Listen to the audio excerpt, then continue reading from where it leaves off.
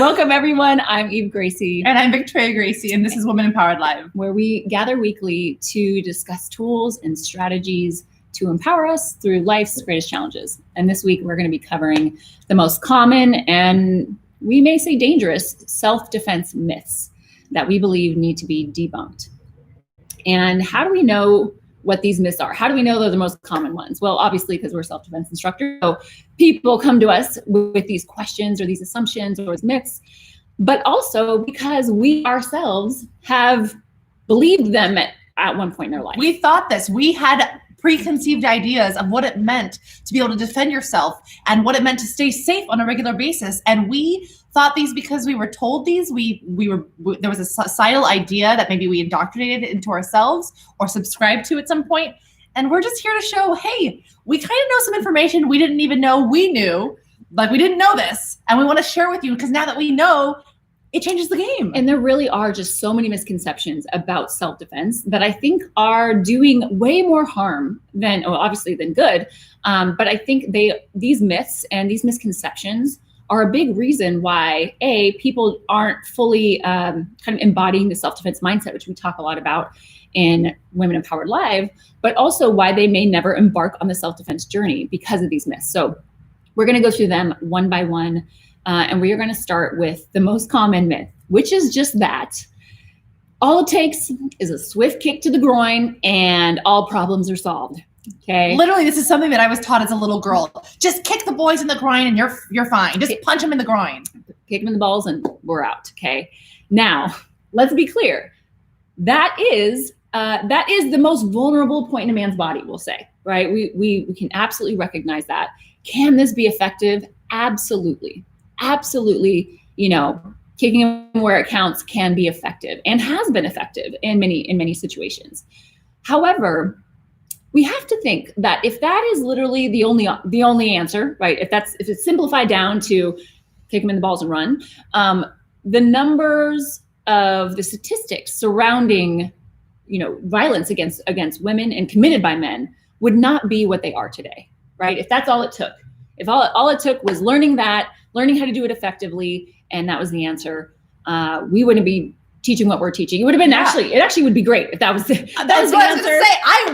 I really wish that kicking them in the groin was the response that is all we needed. And in fact, I was equipped with that at such a young age. I wish that would have worked for all the interactions that I've had in my life. So unfortunately, even though it is one of the big, just do this, it's not very reliable. Also because of the huge statistic that over 78% of the sexual assaults that happen are by people we know. Yes, so this is so important because this goes along with this misconception. And really what it's doing is oversimplifying self-defense. It's saying all you need is a physical tool or tactic, one self-defense technique, one hit wonder, and all problems are solved. This oversimplifies it. And like Victoria said, what we actually know is that more than 3 out of 4 assaults committed by women are going to be committed by somebody known to her. So when we think about that and we talk about it in the context, and let's just not just groin shots, right? Let's talk about all aggressive tactics. Eye gouges, face palms, all the striking techniques, anything that we'll call like an aggressive tactic. These can be extremely effective in many situations. So we're not talking about their effectiveness right now. We'll talk about that in a moment. It's coming. But even just the fact that these do exist and they have a place and they have a purpose, absolutely. But knowing that statistically, somebody is going to be more likely to experience an assault or somebody crossing a boundary with them by somebody that they know, are they necessarily going to resort to that aggressive tactic, that eye gouge, or the palm strike to the face, if it is indeed this person's coworker or their boss or a friend or a family member? If those are the only tools that somebody has, are these aggressive tactics, then we are limiting their ability to pull from a multitude of, and basically the scalability of these tactics. That's what we need. We need scalable tactics, and having just kind of one size fits all answer is not necessarily going to be it. And that's the challenge with this idea that, all it takes is these aggressive tactics and that's it. That's the end of self-defense. So case in point, the reliability of just striking them where it counts, of hitting somebody in their groin just to save yourself, it's not reliable and not guaranteed to be effective. Yeah, and let's talk about the reliability, right? So not only is it difficult to use against somebody who might be known to you, but even if you were to use it in that situation, right? We have to assume that our opponent is going to be bigger, heavier, and stronger, right? We have to assume that. And so if we are relying on tactics or strategies that rely on speed or power or athleticism or strength, and yet the person that we're defending ourselves is stronger, bigger, more powerful, more athletic, any of those, then we are going to be at a disadvantage when that's the equation. So I don't want to get into an arm wrestling contest with this person, right? Who's clearly going to be bigger or stronger or, stronger than I am. So this idea that these aggressive tactics or strikes, or specifically like groin shots are the end all be all of self-defense is simply untrue. And it doesn't even take into account that in some of these stranger attacks, they might be inebriated or on some sort of medications in which these groin shots are ruled like out, like they're not even fazed by the fact that you're kicking them in the groin or punching them in the face because they're so under some sort of drug and altered state that they aren't even fazed by that. So we don't want to rely and even on that. Adrenaline can do that. You can have so much adrenaline that you can get shot and keep running, or break an arm and keep running, or keep fighting. So if we're relying on someone's pain tolerance as a means for our survivability, that is not a reliable source. So myth number 1, debunked. Debunked. All right. Myth number 2, which is that this is kind of the opposite of that, which is some people are just like, self-defense will not work against a larger opponent. I believe that. I used to think the same. And I think every single person who has never seen or never watched the original UFC believed the same. And the original UFC was the first place that people are like, wait a minute, these huge, strong, like really well trained and martial arts, like amazing people here, like well-trained in their martial arts, were getting defeated by someone smaller than them. So this idea in self-defense that women who are smaller and meek or don't have the strength have no standing chance. We hate to tell you this, but we disprove this even with men. That's right. So yeah, and I believed this. Like this was my fundamental belief. And I was actually somebody who felt like I was, I felt strong. I felt capable. I was a gymnast. I was an athlete my whole life. So I felt like I was good. I was strong in the gym. But at the end of the day, I knew my little brother could hold me down. Okay. So I was like, what does that do? What good does that do? Now, of course, my brother actually knew jiu-jitsu, so that helped. Hey, but I know he was cheating the whole time, but that's it. So, this idea that it won't work against a larger opponent, that might be true if, again, you're thinking about self-defense in this traditional way of, I've got to punch harder than them, I've got to hit them harder, I've got to be faster, I've got to be stronger, because that's just unreliable when we know that the opponent's going to be bigger, heavier, and stronger, right? So then what can we rely on? We can rely on leverage. We can rely on timing. We can rely on technique. We can rely on strategy. And that's ultimately what, in the form of self-defense that we teach, which is based in Gracie Jiu-Jitsu, is really based on strategy and principles. And so it's kind of like that phrase, don't work harder, work smarter, right? Like if we can't power this person, or we're not going to be stronger than them, then we have to outsmart them. And Jiu-Jitsu allows us to do that with leverage-based techniques and escapes. And if you look at this from the reverse perspective, we can also understand that if these guys are larger and stronger, there is that mentality of like, wow, they in order to be larger and stronger, you are using more muscle mass, more energy. So if I could just help them use their energy and like make them exhaust themselves, I stand a fighting chance. And if you've taken any of our classes or are not familiar with it, that is one of the proponents of the Women Empowered program that we pump so much, is survivability by energy conservation. And that is a key component to this idea of someone who is larger, heavier, and stronger than you, is that they take more energy to run their system, their body. So how can we help exhaust them?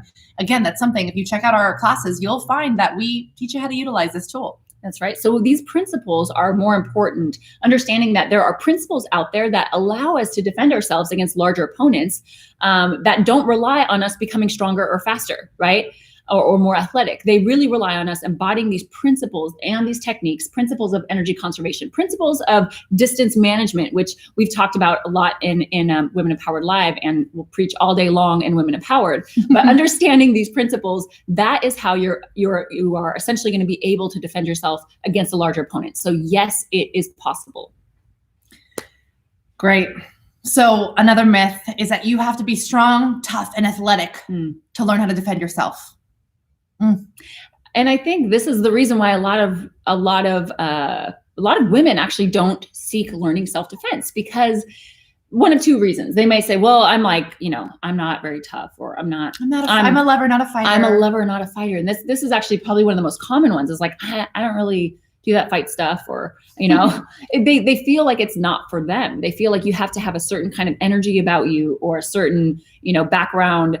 You have to be this tough person. And let's just keep it real. Everybody's tough when you put them a challenge in front of them. So part of that is them not identifying that they are tough in their own way, right? And their idea of what tough might be, like, you don't necessarily need to look like a UFC fighter in order to learn self-defense and embark on this journey. And so this goes back to our previous myth, which is that you don't need to rely on strength or athleticism or power. Yeah. So matter of fact, that is the whole point of teaching, specifically jiu-jitsu and self-defense, is that the whole point is that we need to empower a stronger person. A smaller person against a stronger opponent. And so if we said, oh, sorry, you're just not strong enough, or you're not athletic enough, can't help you, right? That we would not be doing our job. So it really is meant for every single person out there. Once you, again, can embody these principles and these understandings, that you don't need to rely on your physical, your physical skills, and you can rely more on this. Yeah. And one of the things I saw a lot with the students that we were teaching is even some of the women came to me and they said, honestly, Victoria, in my life history, I've never been very athletic. I've never been one who wanted to be very active, and to even come in here, all I think of is, a UFC training environment. So let me just neutralize some of that ideas. First of all, athleticism is not something it can't be something you're naturally born with, where you do that, or you're nurtured through your life, but it can be something that anyone starts at any point, and you can begin your athleticism journey now. Okay, now then, right now and now. So you have to understand that your journey into that is through courage and vulnerability. And that might have kept you from engaging in this before, but it's never too late to start. And the best way to start is in a safe training environment where you aren't thrown in with wolves that are just going to pounce on you. And I think this is the challenge, and why we understand where these myths come from, because actually there are a lot of self-defense instruction and programs out there that believe that. They go, well, if you're going to learn how to fight, you better get in the cage and go get in a fight right now. Go get in a fight. And so they want you to build that toughness and resilience right from the beginning. Now, here's our belief, is that you will build resilience. You will build, we'll call it toughness, right? You will build that ability. However, if you expect somebody to walk in off the street who's seeking the knowledge of self-defense to just embody that right away, that's an unrealistic expectation, and that's an unfair expectation. Unfair, yeah. So the question is, what fundamentals can we give them? How can we teach them in a safe training, in a safe way, and empower them just with the principles and the fundamentals and the techniques in a very, collaborative and safe environment, right? So then they get to the point where they go, okay, I'm ready to increase some intensity. And I'm ready for a new training partner, and I'm ready to try, partner against a different body type, or a man, or whatever that might look like. So this ability to think that, or this thought that you need to come in already with your skills, and with how many times have you heard oh, I want to start jiu-jitsu, but I'm going to lose weight first. I'm like, what's the point? That is completely defeating the point. Do this, come with what you've got. And then we work from there. Come with what you've got. Come with what you got. You don't need anything. This is so important, because even when you think about children, they're not just born out of the womb just sprinting like some horses or some giraffes are able to do. That's not the type of animal we are. When the baby is born, they're nurtured. Then they learn to sit up. Then they learn to crawl. From crawling, they go to walking. From walking, they go to running. This is the same trajectory that we understand on the human experience. You're not going to come in here and just start sparring. We wouldn't do that to you. And no class you ever attend should either. Let me really be clear about this. If you walk into a school and they try to put you in a challenge match the minute you walk in, walk out. Run away. Run away quickly. And then go to gracieuniversity.com or gracieschools.com. Go there. Yeah. And then you'll find one of our certified training centers with all certified instructors that have this same mentality and the same belief about how you should be learning self-defense. And we do this because we understand you have your own timeline, and you should ingest this idea that I'm on my own timeline. I'm not competing against anyone else for my blue belt, black belt, white belt, whatever it is. You're not in competition. This journey is yours. And you get to choose the speed and the intensity at which you go. So this myth is completely debunked if you take ownership of your own journey with self-defense, and you can go, no, I'm going to learn the techniques first, and I don't want to be thrown in with anyone else until I feel ready. The end. Love it. All right. The next myth is the belief that if you assert yourself against an aggressor, that you will increase the likelihood that they will attack you. Okay, so the belief that the more assertive you are, the more likely somebody will get angry and potentially attack. Which keeps us from asserting ourselves. And so this is, first of all, let's just start with validating why where this comes from and why this idea. And the idea is that, well, if we, again, stand our ground or engage with this person, now an engagement has started and they may continue to escalate. And there's a little bit of truth to that, which we're going to touch on in a moment. But first, let's just talk about this. We're going to talk about this in two types of scenarios, two types of, we'll call them predators. One is a stranger and one is a non-stranger. It's important to differentiate those because they're different types of attacks. They strategize differently. So let's talk about a stranger. What would, if a stranger is approaching you, and we did this last night in the Zoom class for anyone who joined us, but if a stranger approaches you and they have bad intentions, we'll say, what would be their objective? What would be their objective? Their objective potentially, and especially if they, again, wanted to commit a crime or an assault of some sort, would be to isolate you, right, as quickly and as quietly as possible. Not to mention, they would like to get as close to you as they can without being detected. So once we recognize what their objective would be, then we can say, okay, how can we keep them from accomplishing their objective? And here's the best way to do that. Again, they want this to go quickly and quietly. Yep. So when somebody approaches us, if we, number one, let them know that they are detected, right?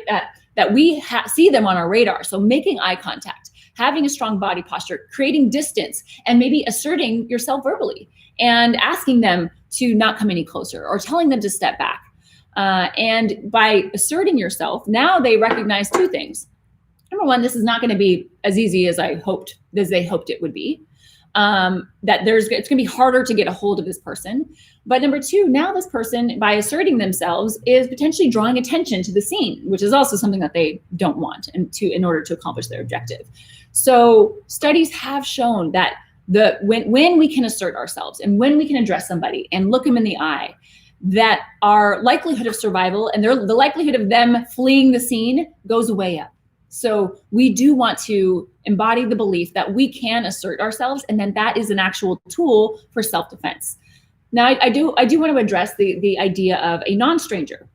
Right. But before you do that, it is possible that by asserting yourself in a stranger situation, again, if they are on some sort of medications or have some mental health issues, that your escalation can create escalation in them as well. But I just wanted to let you know, we haven't negated that possibility, but it's just not as likely in the studies that we've done and the understanding that we have of the opportunities that these predators have on us. Right. And we'll talk about that in a moment when about kind of that point of where you go, oh no, this is escalating, and how we can identify that. Yes. Right. So when we talk about we talked about strangers, when we talk about the context of non-strangers, there's a little bit of a difference in terms of what we call assertion. Right. And by asserting ourselves with, let's say, somebody that we know, right, who's trying to accomplish like what we call them undercover predators, right? Because they're kind of doing it in a very covert way, and relying on the trust that they built with you, or the false perceived trust that they built. And they're waiting for the right opportunity. They're waiting for the right opportunity. Or let's talk about potentially a domestic violence situation or something. There are some times where certain types of assertiveness could potentially create escalation. However, when we're talking about assertiveness, now we're talking about boundaries. So the more likely, when somebody feels like, this person is consistently setting boundaries with me and upholding them, they get tired trying to cross those over, right? When they keep getting met with resistance. And so when we say by being able to assert ourselves verbally, what that exactly looks like will change depending on the circumstance, but hands down, by asserting ourselves, we will reduce our risks of this person being persistent and wanting to continue with the assault. Now, as Victoria mentioned, with both of these situations, right, there's something that we call the combative threshold to these situations. And every situation is going to be different, but there is a point where a certain amount of combative energy will do this, and then this person will do that, right? So the idea is that we assert ourselves, maybe they're here, we assert ourselves and then they back down. But it could be that you're here, and if the level of assertion maybe turns to aggression, or there's a certain type of level of, again, combative energy that's built up, this person may decide to escalate, and that may force you to escalate, and then this happens, right? So escalation is possible if we don't kind of understand this idea of, again, the difference between assertiveness and aggression. And I think I love that you made that distinction, because even sometimes when we are acting from our ability to set a boundary, what does our boundary look like? Is it like, hey, stop, I don't really like that? Or it's like, stop it, or I'm going to do this thing to you. Mm-hmm. And we have to understand, how am I asserting myself? How am I saying, hey, I don't like what's happening? Or am I provoking and re-engaging and actually and inspiring this to go further? And that's like just a self-reflection for ourselves. What does my boundary look like? Am I holding firm and staying on my side of the street, or am I probing and pushing onto theirs to help engage in this dance? We want to neutralize as much as possible, and that's kind of what will help this myth become debunked. Yeah, and I think the ability to do that, to feel like this ability to assert yourself without having to allow your emotions to kind of overtake it and potentially it becoming combative, is rooted in confidence.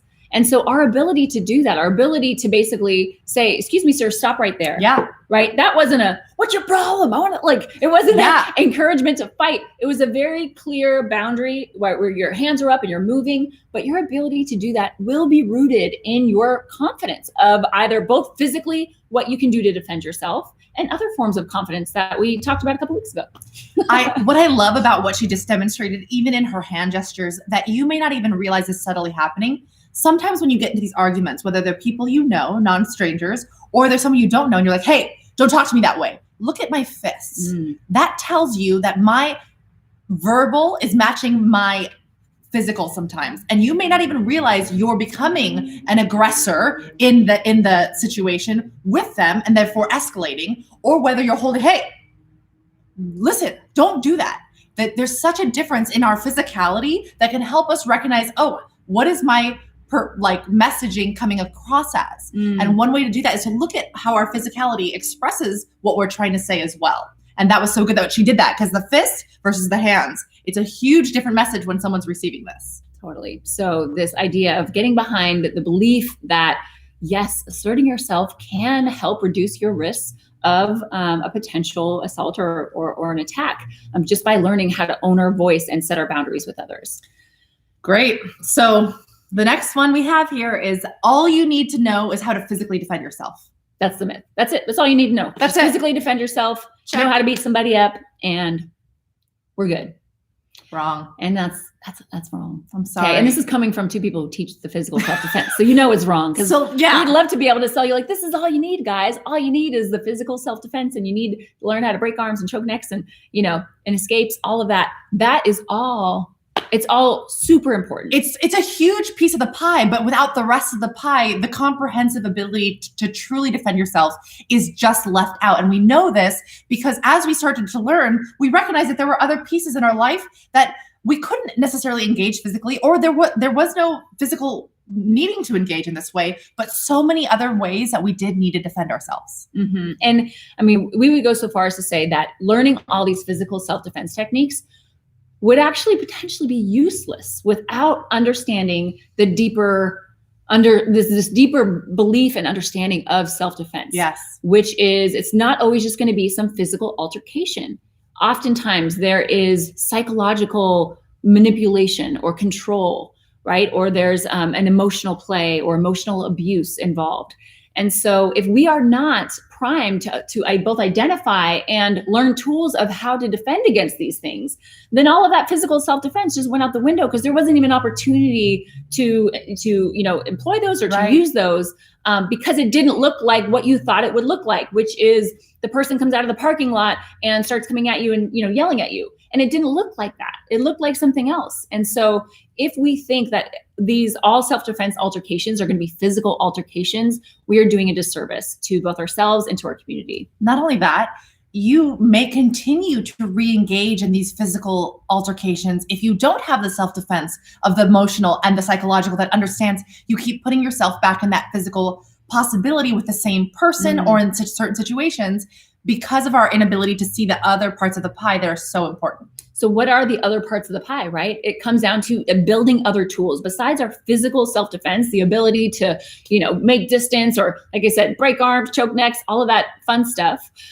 It is the ability, essentially, when you narrow it down, it's the ability to set boundaries with others. Yes. It's the ability to identify when somebody is crossing a boundary, when someone's making you feel uncomfortable, listening to our gut feelings, and then actually setting a boundary with that person. And that is also a skill set that needs to be developed in the idea of self-defense. So much so that there are people who can physically defend themselves, who are very, you probably have remembered cases of these these women who are like physical specimens, like they are super athletic or whatever that might be, and then they are still involved in potentially either violent or abusive relationships. So it is not just all about the physical. There's so much more work that needs to be done when we really want to talk about defending ourselves and self-defense. Yeah, and this comes also down to the breaking down of what we even believe a healthy relationship is. If we were raised in an environment that really didn't have healthy engagement, physically, psychologically, or emotionally, it's very difficult for someone as an adult to now relearn what healthy engagement is. So yes, can you defend yourself? Yep, that's all I need to do. But the breaking down of the emotions of someone who maybe emotionally manipulates you into either being dependent upon them, or maybe breaks down your self-confidence so that they can kind of get into you in a way that aggravates you to a point of where they have control, or the psychological understanding that you have nobody else. So all you have is me. So now their control could be asserted against you physically and or emotionally. All of these are different ways, and I've only listed a few, that this psychological and emotional self-defense can be broken down, and really building those tools to, like she said, identify. I have to look at someone and go, are you manipulating me? And again, they may not even know it, because they might have been raised in an environment that goes, oh, well, I just need to convince you to do what I say, because once you do what I say, this is okay. And you know what? I just got off the phone with a really good friend that's in another country, and she was telling me about this in her interpersonal friendships of how, manipulation and coercion was actually just normalized as like, well, this is what I do. I do this with you. And it's like, oh my gosh, never do we hear or think I need to defend myself against coercion and manipulation within female friendships as well. And this is something that we talked about in our fostering friendships. The idea that we need to be able to identify when someone is asserting control, when I am giving control and not setting those beautiful boundaries, and how, again, the physical is only one part of the self-defense I need to take in a healthy environment between me and anyone else interpersonally. So good. All right. So the next myth, this is the sixth one we're talking about, is the myth that I need to be a black belt in order to be able to defend myself. Yikes. Right. So it's the myth that, oh no, unless I've been training for 10 years in a martial art, I will not be able to actually defend myself against somebody. That's a heavy load. That is. And I could see why somebody would be like, wow, that's a long commitment. It's a long-term commitment for a goal that I've got. Like to stay safe right now. Yeah. Like when I would like to, feel safer tomorrow. And so this idea that it takes 10 years to be able to accomplish what you need in order to defend yourself, it is a myth. And part of the reason why it's a myth is because we first have to define what victory is for us, right, in a self-defense situation. So if you define victory as beating the person up, then maybe that will take 10 years to be able to beat up anybody, right? Anyone maybe with more. Like within relative size, right? Or someone larger than you, but to be able to beat them up, that will take a long time, potentially. Now, if our definition of victory instead is survival or escape, right? Then now that can be accomplished. And really, it's a great definition, because ultimately that is our goal. I want to be able to survive. I want to be able to potentially stay safe and escape. I don't actually need to beat this person up. And the belief might be that you need to beat somebody up in order to accomplish that, in order to accomplish survival or escape. And the answer is that is actually not true, right? So that is, again, one of the myths. And so when we really define what victory looks like for us, that's when we can go, okay, that can be accomplished. And so then you might ask, how long does it take? How long might it take for somebody? Tell us. Tell us. How long does it take if it doesn't take 10 years? And here's what we have seen is that with the proper structure and curriculum and where you're focusing specifically on the types of scenarios that you would most likely be encountering when it comes to self-defense, you can be effective. You can be effective at defending yourself after just 1 year of training, of dedicated training. And that's whether you're in the Women Empowered program or whether you're in Gracie Combatives. But we have seen this, and that is ultimately the mark of either our Combatives belt, right, or pink belt. And for both of those programs, those on average are about a year or less for some people who are like in it and like, training very dedicated. You guys, this is about the same amount of time it takes to make a baby. So like, we're doing good here. Like make a baby, make a power woman. That's right. So 1 year commitment, right? 1 year commitment. And again, for many, it's actually less because they can be more committed, but depending on how many hours a week you're dedicating to this, within 1 year, you can feel confident enough to basically say, okay, I have a plan for all these different types of scenarios. I have embodied the principles, and I can survive. I can survive a situation, and I know what opportunities I'm looking for to escape. Jess just asked, how about building the confidence to be assertive sooner or less? Jess, I actually believe that it would take significantly less time than that year. There is no doubt in my mind that having all these tools in your tool belt and really like embodying those physically would be a huge push forward. But the confidence to assert yourself comes with a practice of being courageous and vulnerable at the same time and finding yourself in those results. That can take, in my opinion, less than 3 months. Less than 3 months because of purposeful practice. You are showing up and you are being vulnerable, and then you are being resilient, and you are practicing those tools. Great question. Yeah, you're practicing those tools of setting boundaries with others and using our voice, and all of these go into practice right away. Yeah, and I want to touch on this idea that I think everybody was taught when you're a little kid, I'm going to be a black belt one day. And whether that's in Taekwondo, karate, martial arts, judo, or name Muay Thai, name the martial arts you choose.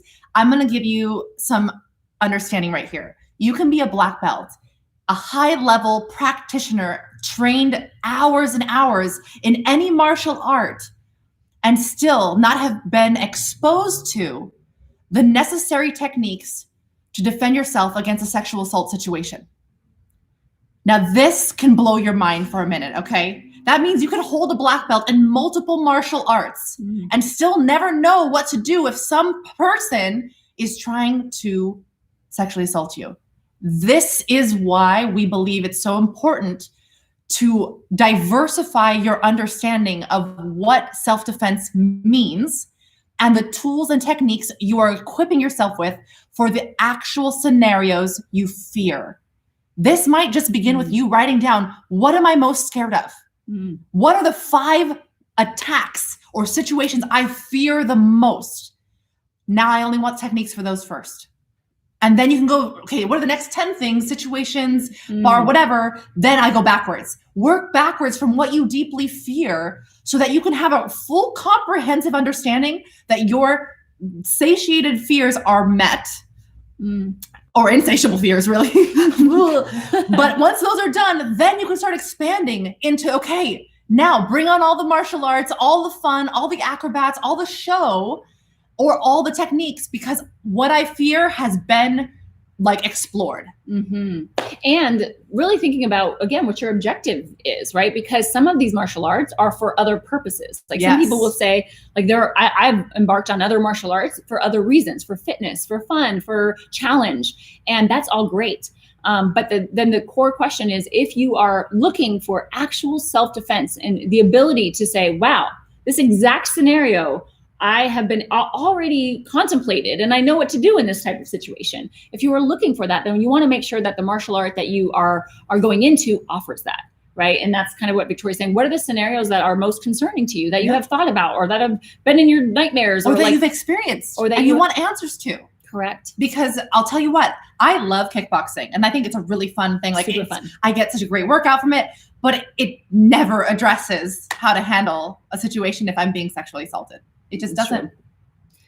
All right. So the next myth is not everyone believes this, unfortunately. I mean, for understandable reasons. But this is a myth that some people believe. And it's the myth that it will never happen to me. Mm-hmm. And perhaps this myth is rooted in certain beliefs, right? And what I have to imagine is that, because I actually have heard this, that people just been like, honestly, I never really thought it would happen to me. And the question is, why would, when the statistics are staggering as they are, why would somebody believe that? And there might be many reasons, but one of the reasons could be that they have a very specific belief about the demographic or the neighborhood or the appearance of somebody or the dress code of somebody or the socioeconomic status or the level of education of somebody who is they consider to be at a higher risk of assault or sexual assault. And that's an interesting thing. And it's something to really listen in and think about, is because studies have shown that there actually is no one way that people look or dress or one demographic that, that experiences violence. It happens across the board. And this is just important to recognize because, again, when we think about the typical forms of violence, right, or like the traditional forms, we'll call it. So the ones that you hear about in the news, you might think, well, I live in a safe neighborhood, so we don't really have this type of violence happening here, right? But you aren't thinking about the type of violence that can potentially happen at your office after hours, or the other types of violence that could happen in your community. Or the non-stranger, right. What's it called? Acts of violence. Right. Sometimes it's not that guy scarily hanging out in the alley that's coming to attack you or that's been stalking you through your windows. It might not be this stalker person. It might be somebody who who just wants to cross a boundary one day when they flip their lid or something happens different in their life and they're like, oh, I'm going to take advantage again of this opportunity or of this perceived sense of closeness. And that's the hardest part with the idea and the myth of, oh, it won't happen to me, is that it leaves us vulnerable to ill-prepared ideas, to engaging in ways that are not with awareness and a perceived protective ability. We're just like, I'm fine. You guys, it's like living by the beach and saying a tsunami would never happen to me. You live by a beach. A tsunami is always possible. If an earthquake happens and water is there, it's a possibility. Now, is it likely for the tsunami to happen where you live? Maybe not.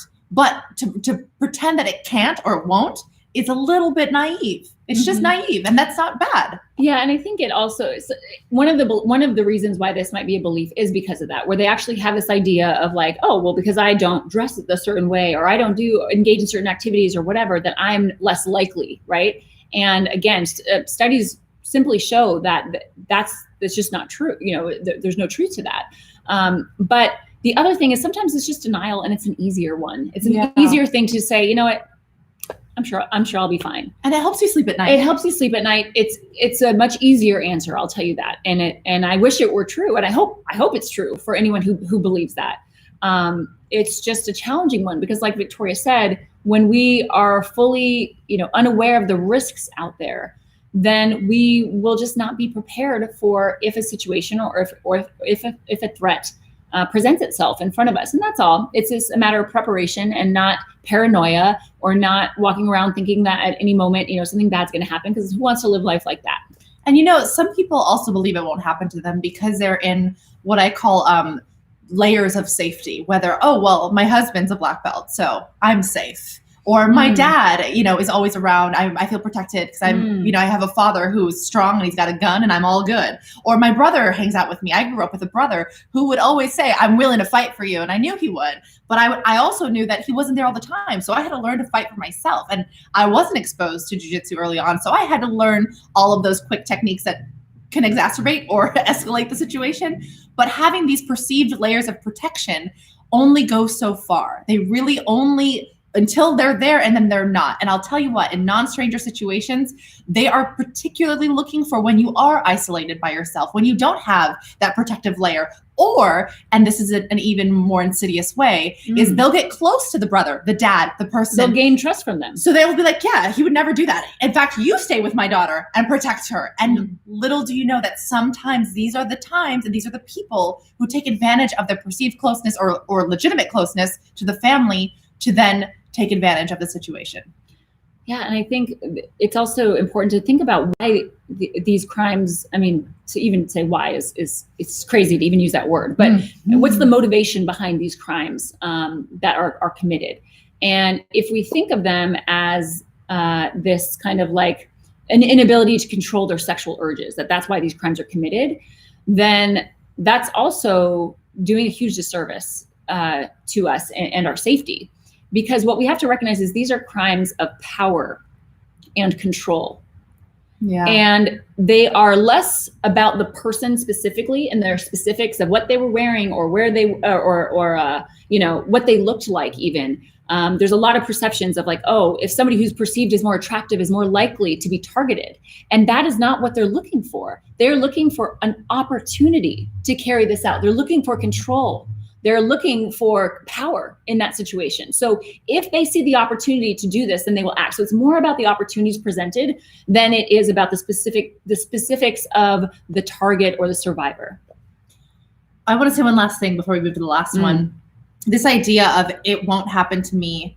I want to like sit with it next to it and understand there's also a group of people who believe it won't happen to us either.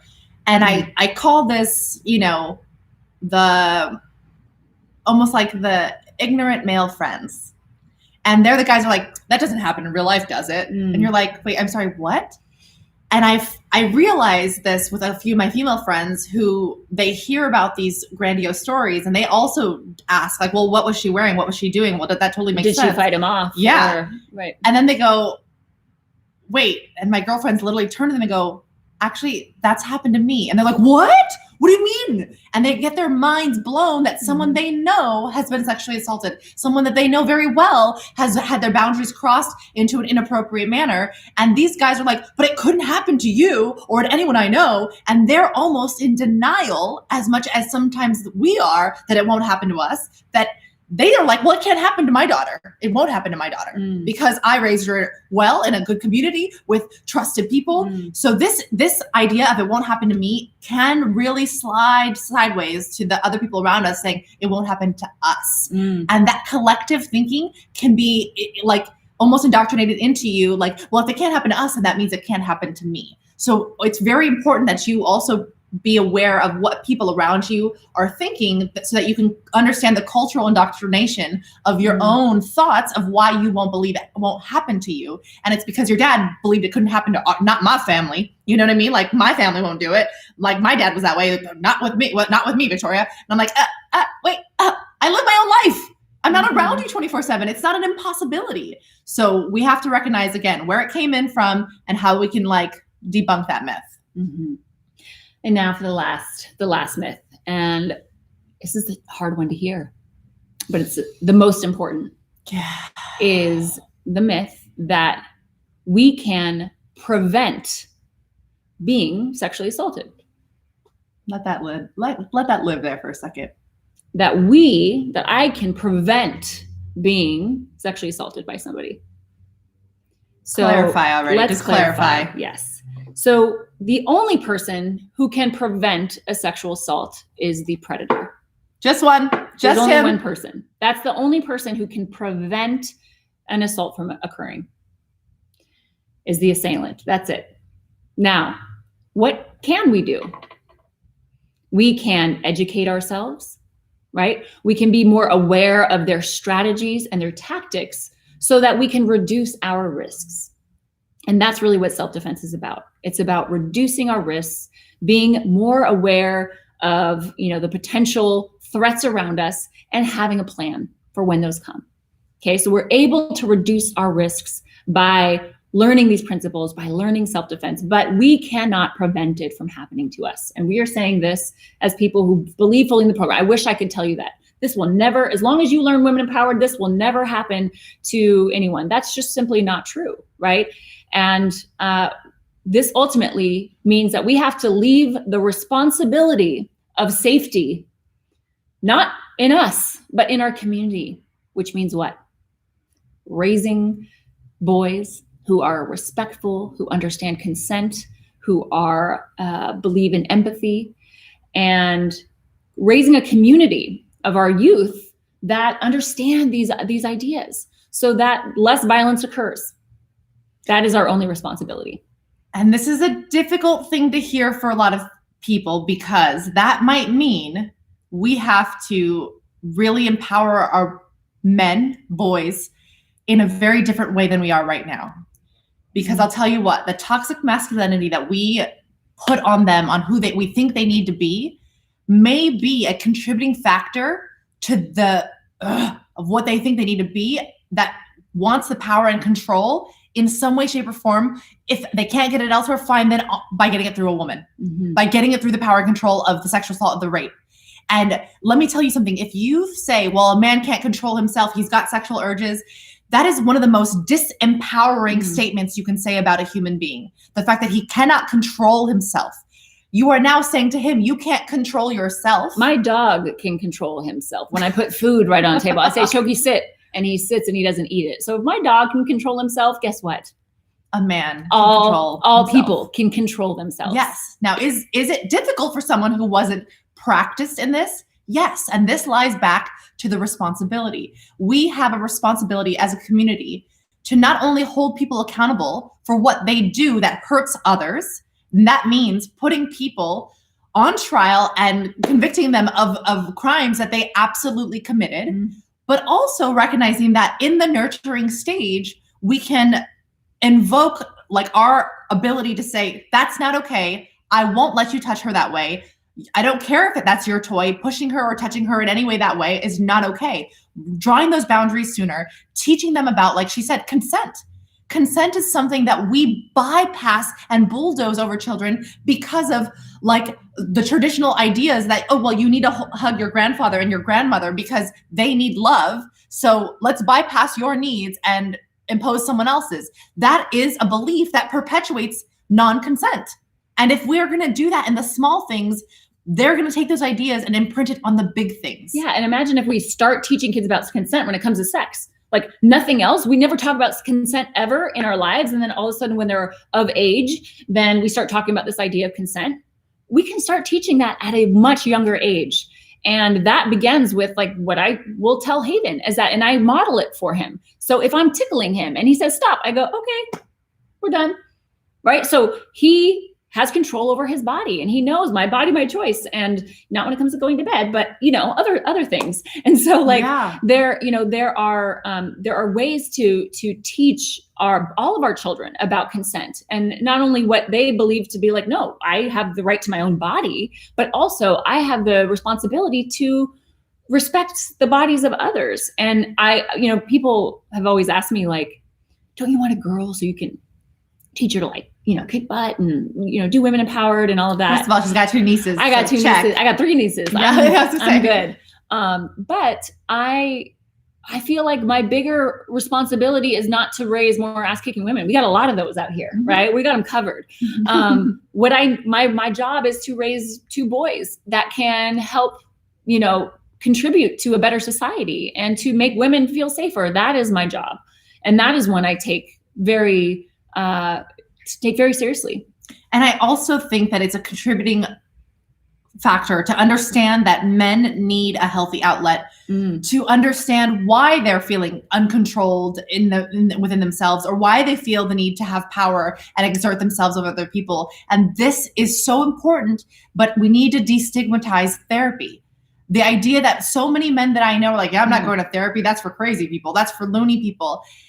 They have a misconstrued idea of what therapy is, in fairness, because it was stigmatized for so long. So if you are with someone who has had any sort of pains, self-doubt, or outbursts of any kind, and they need support in this, you can offer to go with them to therapy, to support them through it, to help them find not a therapist, you want a coach, something to help them explore their emotions that get pent up inside of them, and they have no way of getting them out other than unhealthy outlets. Healthy outlets may not include therapy for them, but therapy should always be an option. And if not therapy, what are some healthy outlets? Guess what? People do jiu-jitsu. That's one way of their training. They're getting their aggression out. If that's what they need to get out. If aggression is not what they need and they need to cry, or if they need to be at one with nature, these are some outlets that we can help with in our communities to give men resources to not have to exert this power or control over women. We can help support this. Again, not my responsibility, but totally our reality. And if we are contributing people to this society, we have to do what we can do to give, not, again, feeling like we have to fix everything. Mm-hmm. And I love what you said about therapy, because, I mean, just think about anyone who potentially is committing these types of crimes. Most likely, they've experienced violence in their life. Yes. Right? Statistically, most likely they have experienced abuse at some point. And now they're continuing that cycle. So you can imagine how, after somebody experiences that type of abuse or violence, how therapy can help. And so this is just a cycle that we need to do our part to start to end. And that means treating our children better. It means mentoring others and mentoring boys and being great role models. And so I think we need another talk with Henner and Hadon about how to do this from the male perspective and from the male point of view. And one other thing to add about the male's experience, that your sister, she's forensic psychologist. She meets with a lot of the criminals that are in prisons, and she does psychiatric or psychologist evaluations. Yeah, she's like psychologist. Psychological evaluations. There we go. So she does the evaluations, and she finds that one of the biggest patterns that happens with so many of them is that they all have this blunt trauma to their head at some point in their life. So sometimes recognizing like what is happening with our community, that we're not offering proper medical care or evaluations on physical care of a human being, that they end up, doing these pervasively or progressively worse acts of violence in our community. We need to get them checked out rather than shunning them and isolating them to a cage. We need to understand, how can we help change that which is persisting, rather than, again, just trapping them in isolation. And for those of you who have been in isolation during quarantine, you understand how this can bring up all of your demons, all of your darkness, and make you want to go crazy. This is what happens to a lot of people who have been shunned from society. And I'm not saying we need to embrace every, person who has sexually assaulted somebody in that way, but we can have professionals do their due diligence on this. And that was maybe a huge segue on how we can prevent segues. But clearly we're passionate about this. And that's why we felt like we needed to end with this, because this is the number one myth, is that it's our responsibility to protect ourselves. Yes. Now, ultimately, again, we have the right to do that. And that's a very different thing. Responsibility and right. We all have the right to protect ourselves. We have the right to be able to set boundaries with others, right? We have the right to more knowledge and more information that is out there to help keep us safe. But at the end of the day, the responsibility lies in the community, in these people who are committing assaults. And we just have to work towards building a better community. And guess what? I'm not going to hold my breath, which is why, as we're doing this simultaneously, right, we're building over here, we're, holding men and boys accountable as much as we can. But at the same time, we're going, I got to build my tools too. Okay. Because that's a hard one to wait on in terms of the timeline. And so we can just do it from both sides. And that's it. So if you have any other myths that you think have happened in your lifetime or in your understanding, or beliefs about self-defense that you want to ask or question, leave them in the comments below. And if we get enough, we'll do another video breaking down some more myths. We like to know what they are. Yeah. To summarize the ones from today, let's see. We had the kick in the groin is all you need, right? The oversimplified self-defense. Yep. It doesn't work against larger, bigger opponents. Yeah, that just doesn't work. That's one of the myths. Yeah. That you have to be this strong, tough, athletic person in order to learn self-defense. Yep. That if I assert myself against the aggressor, then the attack's probably going to happen more likely. And that all you need is physical self-defense, and that's it. Or you need to be a black belt. You can't do stuff without a black belt. That it takes 10 years to learn self-defense there. Or the myth that it just won't happen to me. or the myth that you can prevent a sexual assault or being sexually assaulted. Yeah. And we can reduce our risks, but that's about it. That's it. That's it. That's all. That's what we got for you guys this week. So yeah, we love your feedback, love your comments, and yeah, we appreciate any other questions about these topics. And there was even way more myths that we could have gone into, and I was like, okay, we'll save that one for another one, because we go into we get excited about these topics clearly. But just to wrap it up, we also want to invite everyone who is out there, especially those of you who have not yet started learning self-defense, to join us for our Zoom Women Empowered classes. So even though you may not be able to walk into a certified training center right now, some are open in other parts of the world. But if you're in a part of the world that is kind of shut down, gyms are shut down like they are here in Torrance, then you can log on to our Zoom classes. So if you go to gracieuniversity.com/Zoom, then you'll have all the information, and you guys can join us on a 7-day free trial of all of our Zoom classes.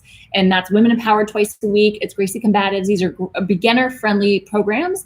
And guess what? You do not need a partner. That's the best part. So we know that a lot of people do not have partners that they can work with at their house. So we have specifically created this program to be done solo, just you in your home, maybe some carpet space. If you have a mat, bonus points, but you don't even need that. Okay. We'd love to have you join us. So gracieuniversity.com/Zoom, and you can find out more information there. And if you guys like what we're offering, if you enjoy these weekly talks, let us know down below in the comments and tell us any topics you'd like us to cover or any special guests, because coming up soon, we're going to have third-party people coming and joining us on these. So let us know what you enjoy, and we can try to get that on here And soon. don't forget to subscribe. Yeah. Wherever that is, wherever that subscribe. Button is. Subscribe. Wherever that is. Thank you guys so much for joining us for Women Empowered Live this Wednesday. We hope to see you again next week. Have a great week. Bye.